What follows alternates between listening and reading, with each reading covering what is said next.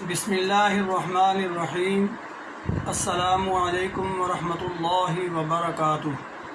حکیم حافظ ذوالفقار احمد چوہان آپ سے مخاطب ہے۔ آج ہم ایک بہت اہم بیماری کے متعلق آپ سے گفتگو کرنے والے ہیں۔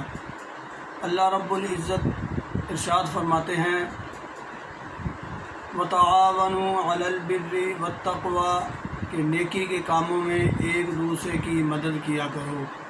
ہم آپ سے استسقاء کے بارے میں آج بات کرتے ہوئے ضرور یہ بتائیں گے کہ اس کا غذائی علاج کیا ہے اور اس کا علاج بالدوا کیا ہے اور اس کی پرہیز کیا ہے۔ بہت زیادہ عام مسئلہ ہو رہا ہے، لوگ ڈائلسس کروا کر تھک جاتے ہیں لیکن یہ مسئلہ حل نہیں ہوتا۔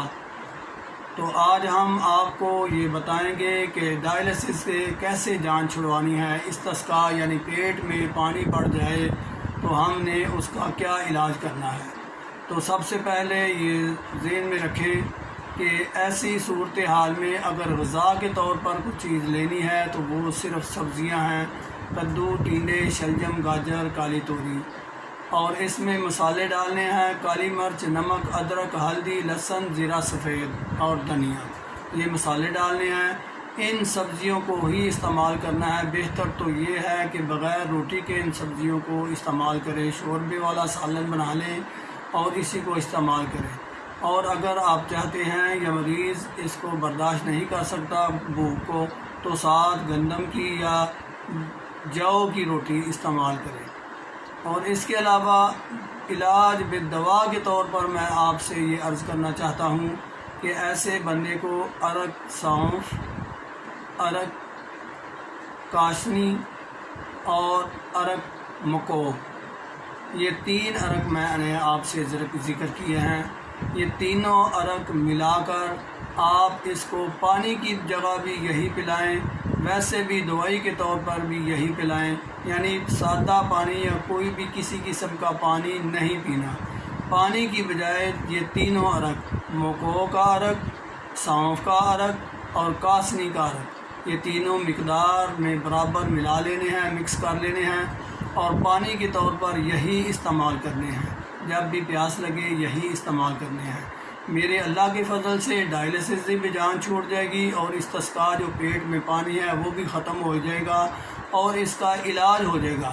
اور اگر ساتھ بلڈ پریشر ہے تو وہ میرا بلڈ پریشر والا نسخہ اگر آپ کے ذہن میں نہیں ہے تو میں دوبارہ عرض کر دیتا ہوں۔ وہ کہوہ بنانا ہے آپ نے، اس کا چھوٹی الائچی، سونف اور زیرہ، یا ان تینوں چیزوں کو پیس کر رکھ لیں اور ایک چمچ کا چوتھائی حصہ آپ صبح، دوپہر، شام یا جب بلڈ پریشر ہائی ہو اس وقت استعمال کروائیں مریض کو، تو انشاءاللہ میرے اللہ کے فضل سے بہت فائدہ ہوگا۔